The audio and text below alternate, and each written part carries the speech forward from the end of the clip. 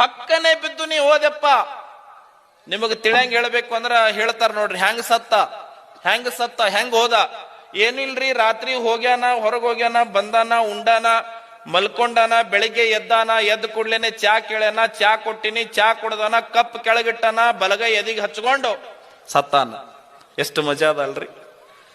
ಯಾಕಪ್ಪ, ಏನು ಬೇಕಪ್ಪ, ನಿನ್ನ ಮನಸ್ಸಪ್ಪ, ಮುಂದೆ ನೆನಸಪ್ಪ, ಕನಸಿನ ಪರಿಸಂಸಾರಪ್ಪ, ನಿನ್ನ ಮನಸ್ಸಿಗೆ ಬಂಧನ ಮಾಡಪ್ಪ, ರೊಕ್ಕವು ಗಳಿಸಿದಿ ಬಾಳಪ್ಪ, ನಿನ್ನ ಮಕ್ಕಳಿಗಾಯ್ತು ನಾಳೆಪ್ಪ, ಪಕ್ಕನೆ ಬಿದ್ದು ನೀ ಹೋದೆಪ್ಪ, ನಿನ್ನ ರೊಕ್ಕ ಮಕ್ಕಳು ಯಾರಪ್ಪ. ಮಡದಿ ಮಾತಿಗೆ ಮೆಚ್ಚಿದೆಪ್ಪ, ಗುರು ನುಡಿ ಕೇಳಂದರೆ ಎದೆಗಿಚ್ಚಪ್ಪ, ತೆಲಿಗೆ ಏರಿತ್ತು ಹುಚ್ಚಪ್ಪ, ಏರಿಳಿದ ಮೇಲೆ ಕುಂತತ್ತೆಪ್ಪ. ಯಾಕಪ್ಪ, ಏನು ಬೇಕಪ್ಪ, ನಿನ್ನ ಮನಸ್ಸಪ್ಪ, ಮುಂದೆ ನೆನಸಪ್ಪ. ಬಹುಶಃ ಟ್ರೇನ್ ಹೋದ ಬಳಕ ಟಿಕೆಟ್ ತಗೊಂಡ್ರೆ ಏನೂ ಯೂಸ್ ಇಲ್ಲ.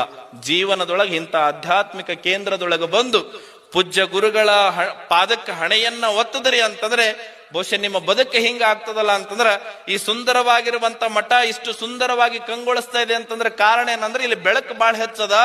ಬೆಳಕು ಯಾಕೆ ಹೆಚ್ಚದ ಅಂತಂದ್ರ ಇಲ್ಲಿ ಬಂದವರ ಬದುಕೆಲ್ಲನೂ ಕೂಡ ಬೆಳಕಾಗ್ತದ ಅನ್ನುವಂತ ಕಾರಣಕ್ಕಾಗಿ ಬೆಳಕು ಬಹಳ ಹೆಚ್ಚದ ಅನ್ನುವಂಥದ್ದನ್ನ ನಾವೆಲ್ಲರೂ ಕೂಡ ಈ ವೇದಿಕೆ ಮುಖಾಂತರ ಅರ್ಥ ಮಾಡ್ಕೊಳ್ಬೇಕು.